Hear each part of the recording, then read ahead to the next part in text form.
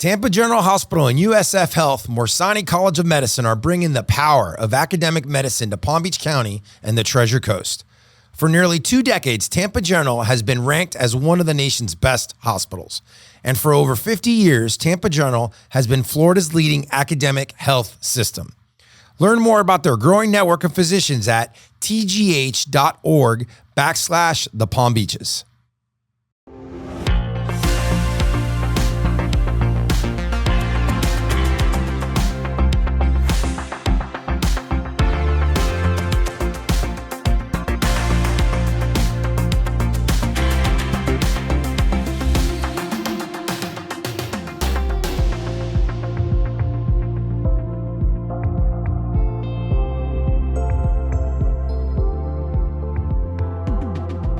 So welcome back to the Palm Beach North Podcast. I'm your host, Noel Martinez, and today I have the honor of speaking with Mike Durkee. Mike is a true American hero and a dedicated advocate for our veterans. Let me tell you a little bit about Mike. 13 years in the U.S. military, including deployments to Iraq and Afghanistan, and now he leads the Wounded Veterans Relief Fund as its executive director. Could not be more proud of this guy. This organization has been a lifeline for over 15,000 veterans here in Florida, providing crucial financial assistance and innovative programs like their groundbreaking dental care initiative, which we're going to hear about today. Mike, my man, welcome to the show. Hey, good to see you, Noel. Thank you for having me. I'm really, really excited about this. Oh, great, man. So let's start with your background, because you've got such a cool background. Yeah. Let's start with your military background. Tell us about that. Right. And what motivated you to join the Army? Right. First of all, I'm a resident of Palm Beach County, right? I was born here at the Gardens Hospital, and most of my family served in the military, Navy, Army, and so forth, and I've always had that connection with it. So back in 2003 is when I actually went to one of our local recruiting stations, and I walked in there and I said, I'd love to join. After being a financial advisor with A.G. Edwards, and then also doing real estate. And so I've done all these other things out of college, and then I said, you know what, listen, what motivates me is giving back to the community, doing something higher than myself. And I walked in, signed the line that is dotted, signed my life away to the U.S. government and the people of the United States, and that's where my journey began, in the Army. So you served 13 years, right? You were in the Army for 13 full years. Correct. You deployed to both Iraq and Afghanistan. I talked about that. So I'm sure you've got some crazy stories. Is there anything that really, really sticks out? Just serving with your brothers and sisters, or, overseas, and you rely on each other for support and for your life. So if something happens to you, in a combat zone, you get shot or you get injured, you rely on the person next to you to pull you out, bring you back, and just working as a team, as a cohesive team, and working on a mission together and making that mission happen is really what it's all about. And that's what I loved about the military is that everybody's focused, driven on making the mission happen. And, there were a couple of incidences, there were some, of course, a lot of great things in the military, but there were also some other things that, really opened up my eyes. Like, it was actually Thanksgiving, in 2005 when I was over in Iraq, and we were having chow in the dining tent, and all of a sudden there was this huge explosion. It just rocked the whole area. It was so huge. It was a vehicle-borne IED. It's an it's a vehicle with a ton of explosives in there. And what they do is they just ram they try to get the vehicle or ram the vehicle into a convoy, and then they just detonate it, and they try to take as many people out as possible. And during that time, we actually were delivering a bunch of medical supplies to a local hospital in Baghdad, and that's what happened. They came in, the terrorists came in, they drove their vehicle right into the convoy, exploded, and that's what really showed me early on in my career in the military that sacrifice is real. You know what I mean? It's firsthand knowledge and experience. Seeing military members coming back and seeing them injured, getting them flown out, to get that critical care that they deserve and they need to keep them alive and so forth. So that really shaped my entire life going forward. Talk to me about how you ended up working for the organization. Like, where did that come from? So after my last deployment to Afghanistan, I lost also a good friend of mine to a helicopter crash, Captain Sarah Knutson. And she and her team, they went down right outside of Kandahar Air Base. And again, all these things shaped my life, right? And to serve my fellow veterans and so forth. So when I got out of the military in 2014, I was looking for an organization to be a part of and to give back. So that's where I came in contact with Wounded Veterans Relief Fund. And at that time, I was like, how can I help out? Can I go to a couple events? Can I speak about my time in service, my experience and so forth, and see if we can get some more support for this organization?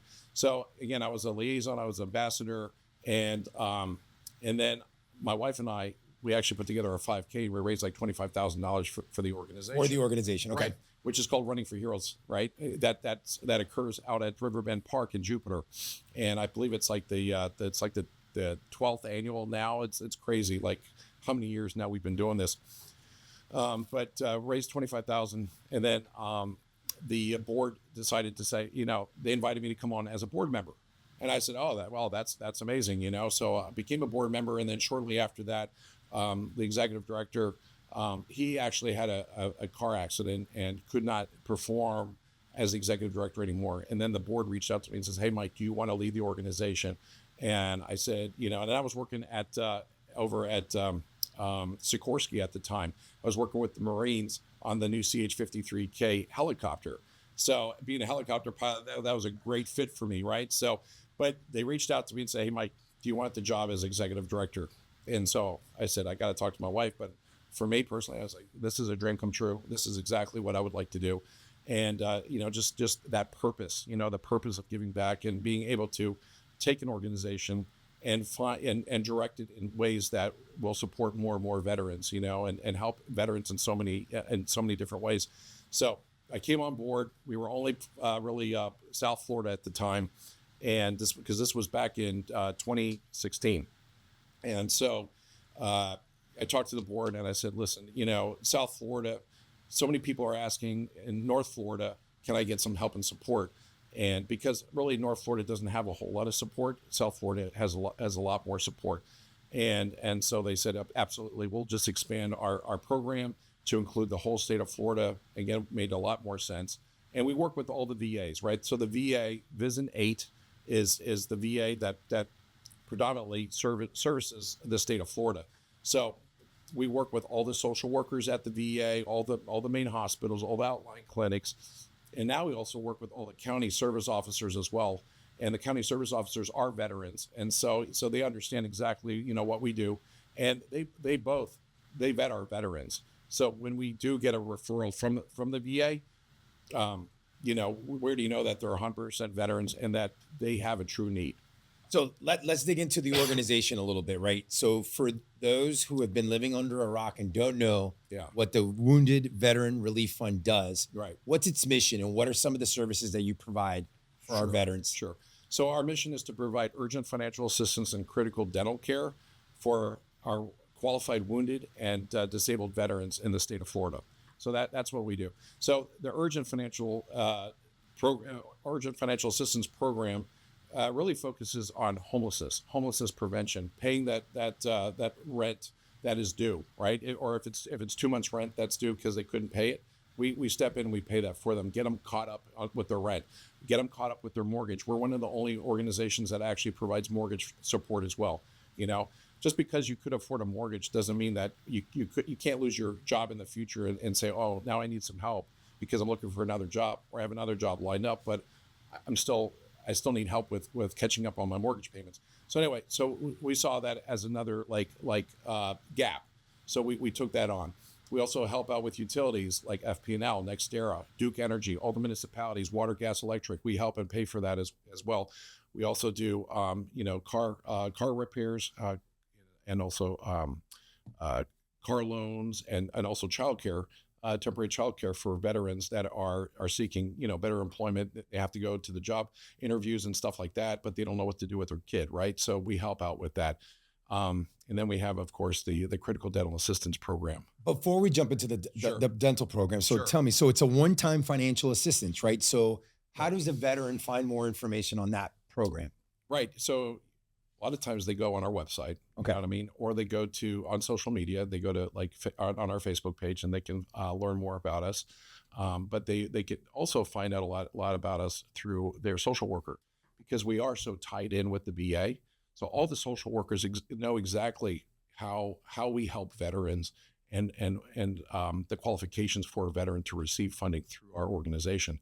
And they know it's a one-time deal for 1 year. Now they can come back the year, if they need something a year later, they can come back for a secondary help. But we're going to dig a little bit deeper into their budget, their financial situation. Why are you coming back to us for additional help? So let's talk about the dental program. It's something that I know you're very proud of, something that you've started when you came on board. Yeah. Talk to me about that program and why is there such a need for that? So there's a tremendous need. So our former board president, Lieutenant General Robert Shelberg, he went to his dentist, and his dentist also works with the VA, right? He's one of the dental contractors, because the VA, the dental department is like overloaded with veterans. So there's a huge backlog. So the overflow goes to local dentists that work with the VA. Anyway, he sat in the chair, and his dentist said, General, he said, do you know that 85% of veterans do not receive dental care through the VA? And he said, oh, I did not know that. And dove a little bit deeper. You have to be 100% disabled, right? And then or have sustained an oral injury while serving in our military. So if you jumped out of a helicopter or a plane and your parachute opened up, but let's say you crashed, you hit the ground hard, you might have hit a fence post or something like that, might have hit you in the face, that kind of thing, right? So the VA will help support veterans with an oral injury while serving. There's a couple other little things where veterans can get some dental care, but it's very, very temporary, right? So, but really 85%. Now, if you look at the big picture of veterans, of all veterans, it's like 96% of veterans do not receive dental care, because not every veteran is registered with the VA, right? Unfortunately, there's also a lot of veterans say, hey, I don't need help through the VA. I'm fine. You know what I mean? My brother or sister who served with me, they need it more than I do. So I'm not going to go to the VA for any type of support, which I tell them, I'm like, that's nonsense, right? Everybody deserves to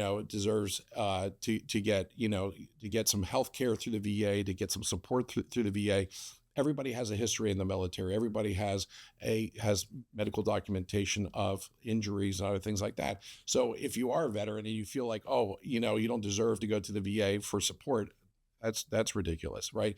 Go to the VA, take your medical records. If you don't have medical records, talk to the VA and talk to the DOD and get your medical records, sent over to you digitally. And then you can go ahead and hand that over to the VA or a VSO, and the VSO can take a look at all of your records and then let the VA determine what you're eligible for or not, right? Mm-hmm. So anyway, back to the beginnings. This was back in like 2020, right? During COVID.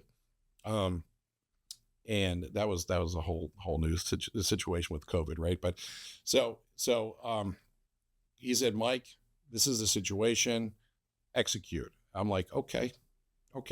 Well, we don't have any funding for the dental program yet, right? But we do have unrestricted funds. So I said, you know what? Let's start small. Let's start with that one office in West Palm Beach, and then we'll help as many veterans as we possibly can without really taking too much money from the urgent financial assistance program, right? So we started small. We already have our network of all the VA social workers and the county service officers that we work with. So we already have that established. So basically, it's really just fundraising for the program and getting more dentists to come on board. So there was a lot of cold calling within the team, reaching out to, going on Google, doing some research on different dental offices that have given back to the community. That's what we're looking for. Also 5-star ratings, best ratings and so forth. And we started with one in 2020, 2021. Now we have over 20, actually, now we have over 200 dental professionals in the state of Florida. That's awesome. 200. And now we get them like almost every day now, because we have more dentists that reach out to us and say, hey, I heard from this dentist that he's part of your program. Now, I want to learn more about it. And then as soon as they learn more about it, they're like, I want to jump on board and I want to help veterans too. So it's that part is absolutely amazing. And when you see the transformation of a veteran, right, having either no teeth in the mouth, or having all kinds of decay, periodontal disease, excuse me, periodontal disease, or they have missing teeth, they need root canals, they need crowns, they need new dentures, they need new bridge. That all costs so much money. Even if you have dental insurance, the out-of-pocket expenses are still high. Oh yeah. And a lot of these veterans haven't seen a dentist since they've been in the military. So ever since then, like it could be 10 years, 15, 20, 30 years, they haven't been to a dentist. Yeah. And now they feel like, oh, first of all, it's overwhelming, the situation with their teeth. Like they don't even want to go there because they don't want to know like everything that is going to be everything that is going to take to redo their mouth, right? But once they're in and they know that we're helping them out, it gives them hope for the future, gives them that self-confidence. They get their teeth cleaned. They have a dentist that truly cares. They have an organization that truly cares about them. And then to see the before and afters, a transformation of no other. It's amazing. Now they're smiling again. They're out. They have relationships now with other people, right? And they're going out. They're having fun. Their self-confidence has just gone through the roof, right? Like their health, their overall health, their energy level, they're sleeping much better. I mean, so many benefits to it. Oh yeah.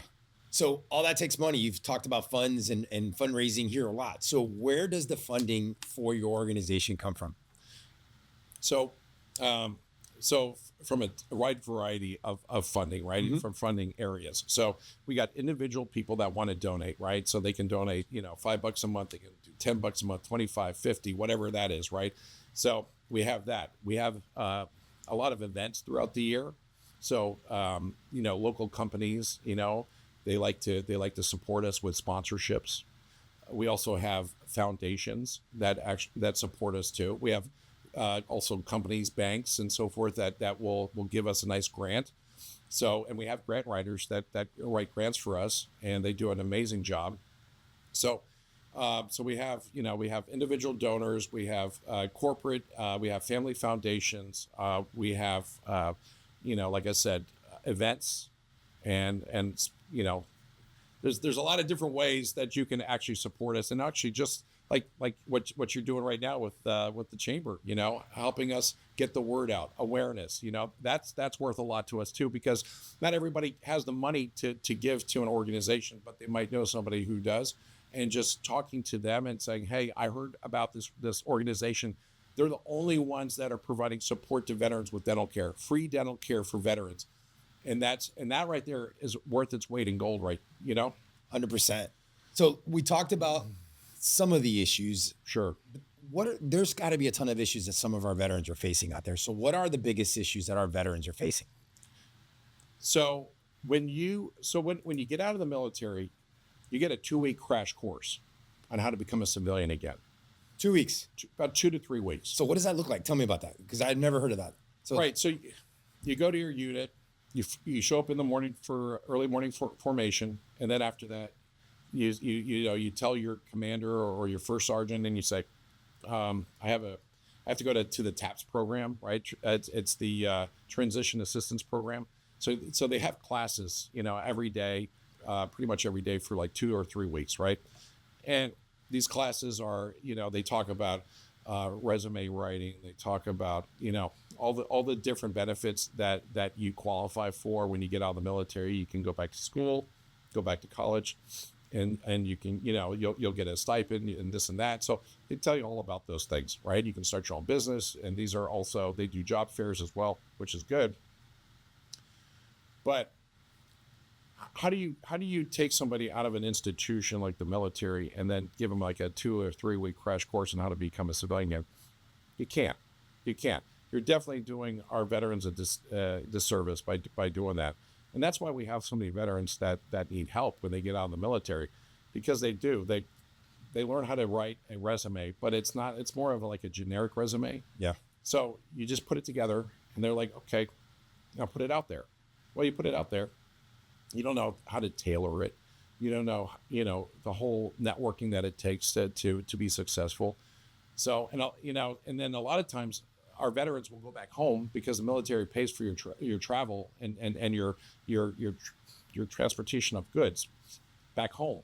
But back home, you might have a 5 or 6 or 7% unemployment rate. So, just having more of a mentor when you get out of the military, but also having that lifeline of a check that will over time decrease, giving you that motivation to try to find something, right? I think that could help out a lot. But it's really tough. Again, it's tough for a lot of veterans because not every occupation is transferable to a civilian job, So that's one of the things that I say that it's really hard when veterans get out of the military is trying to find a good job that pays the bills, that also provides enough support for their family, right? And also giving them that sense of purpose, because that's what veterans are, right? They want to give more of themselves and some selfless service, right? Having that purpose outside of the military, finding that. According to the American Cancer Society, lung cancer is the leading cause of cancer deaths in the U.S. in both men and women. Often asymptomatic, it can go undiagnosed for a long time. But when symptoms do appear, it's usually because the cancer has spread, making survival less likely. Early screenings are critical to detect and treat lung cancer. Recently, the United States Preventative Task Force dropped the recommended age for annual lung cancer screenings to age 50. The screening is a simple CT scan ordered by your primary care physician. Most insurance plans cover the screening for adults over 50 that currently or have previously averaged a pack a day of cigarette smoking for 20 years. This Medical Minute is brought to you by Tampa General Hospital and USF Health, Morsani College of Medicine at the University of South Florida. Learn more at tgh.org/the Palm Beaches. So many veterans are looking for that constantly. They're like, I took off my uniform. My uniform was me for 4 years, for 6 years, for 10 years, for 20 years, 30 years. That was me. I lived that every single day. Now I take it off and like, who am I now? Right? Who am I now? I got to reinvent myself, and I already have a family established, right? I already have, and these are expenses that are there. They're fixed expenses. Yeah, you can try to re-budget some of that and get rid of that, maybe that nice car to fit your budget now and all that stuff.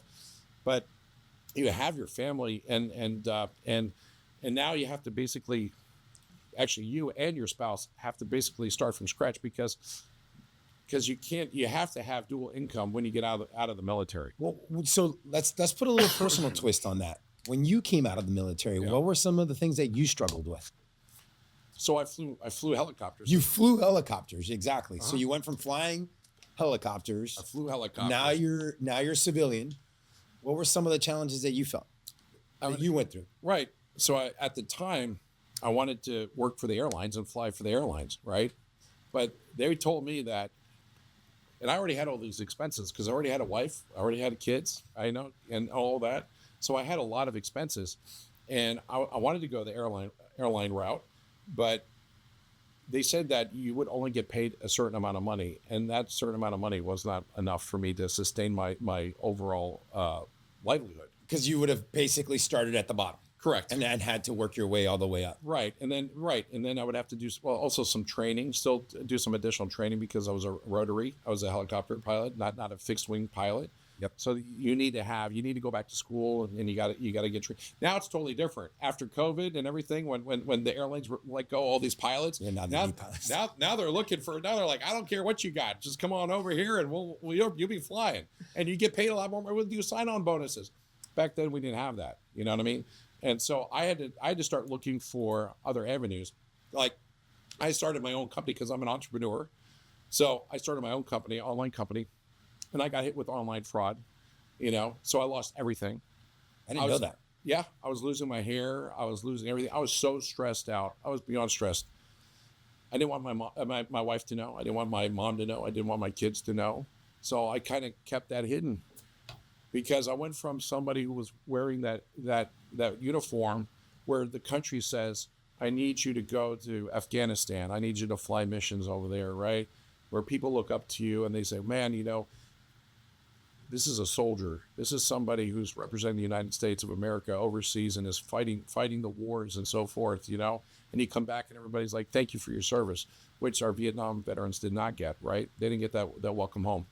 But just having that pride and then having to stoop so low, it was so tough. It was so tough for me to ask for help.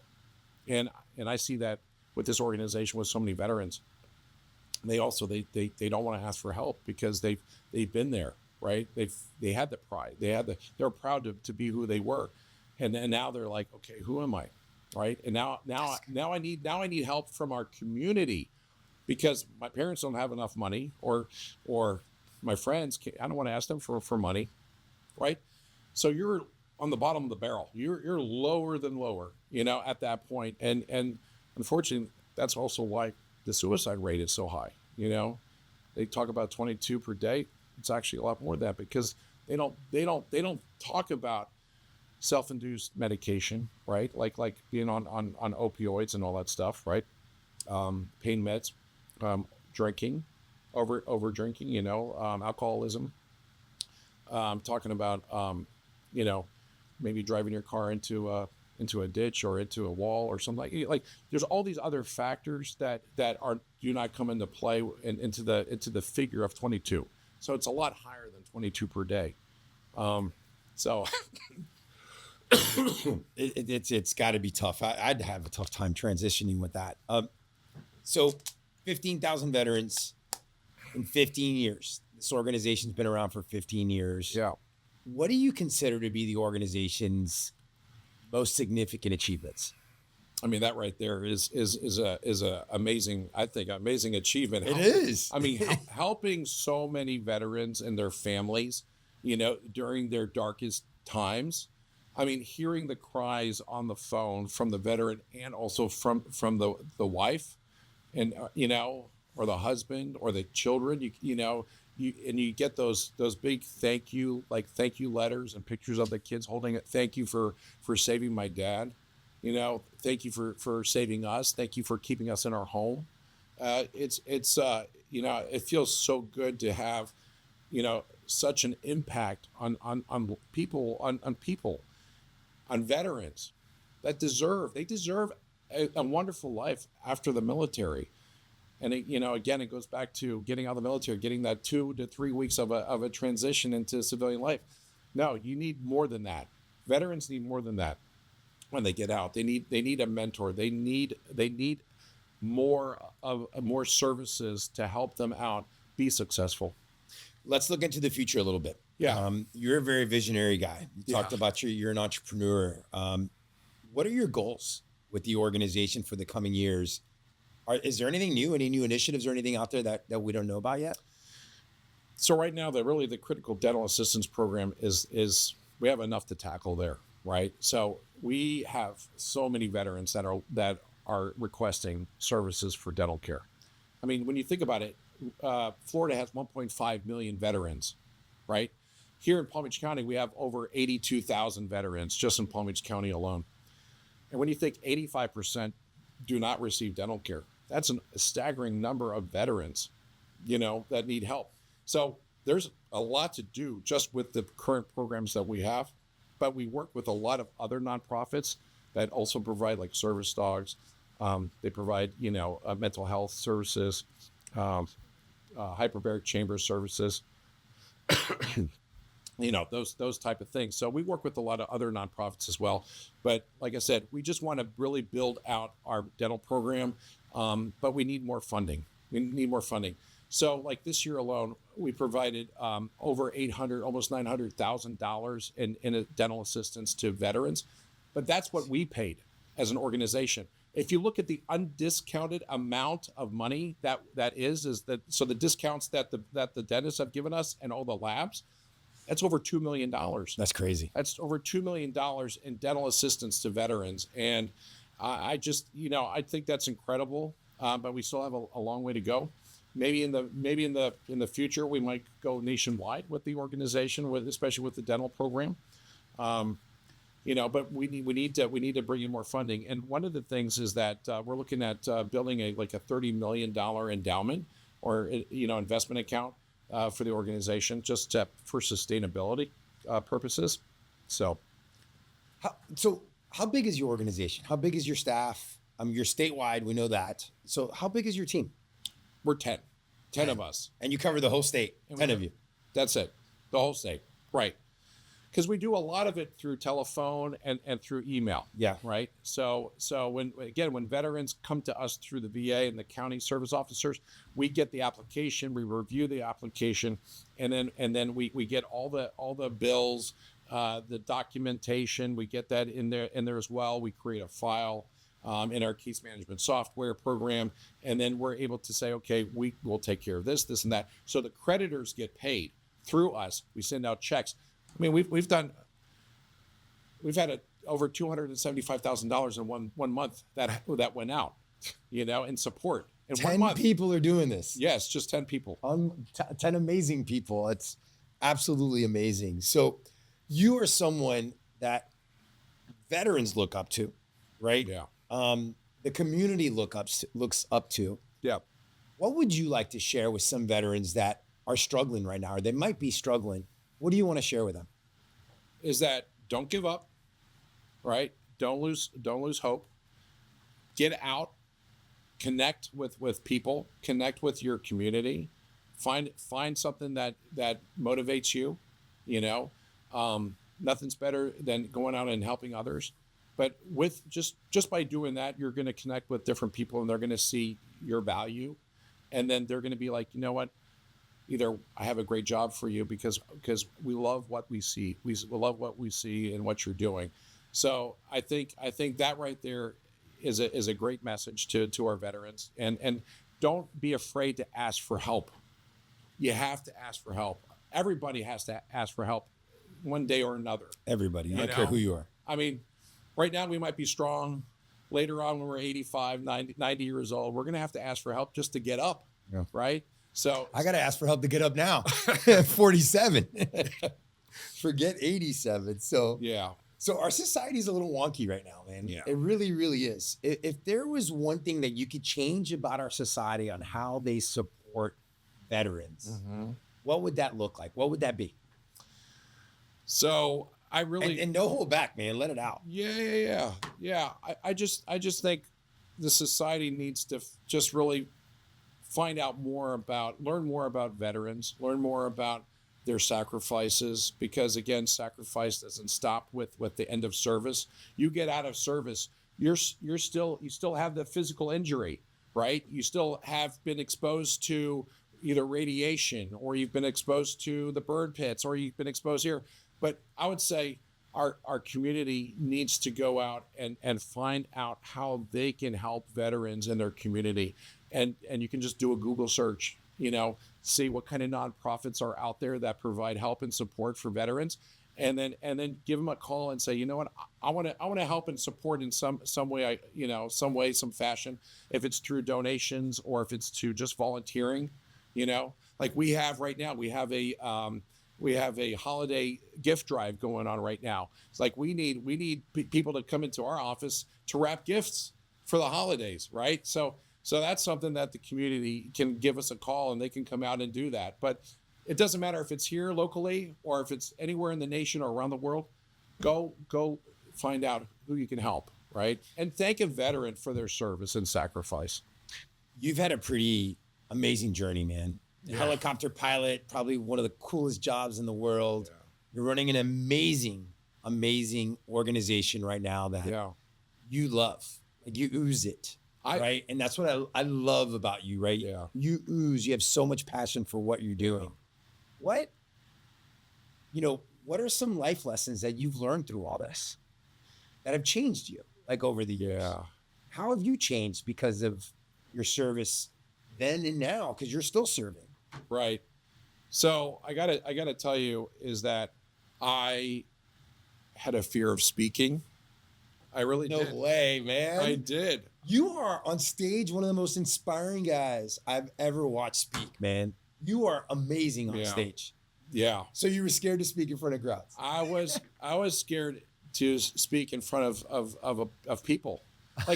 Like everybody said, Mike, you're just so dynamic around people, right? You're out there, you're talking and all that stuff. But when it came time for me to get up in front of people, and now the spotlight is on me, I would freeze.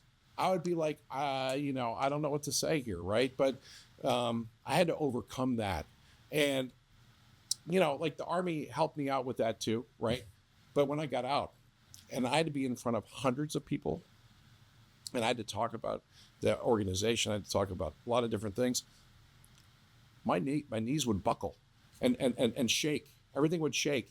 And I got to tell you, it's that I had to overcome it because the mission, could not feel the mission.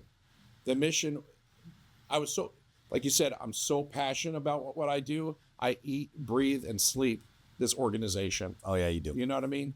And every time I have an opportunity to do a podcast or get up and speak at an event or, just tell people what we do and how we help veterans, because seriously, I don't think anybody does it better than we do.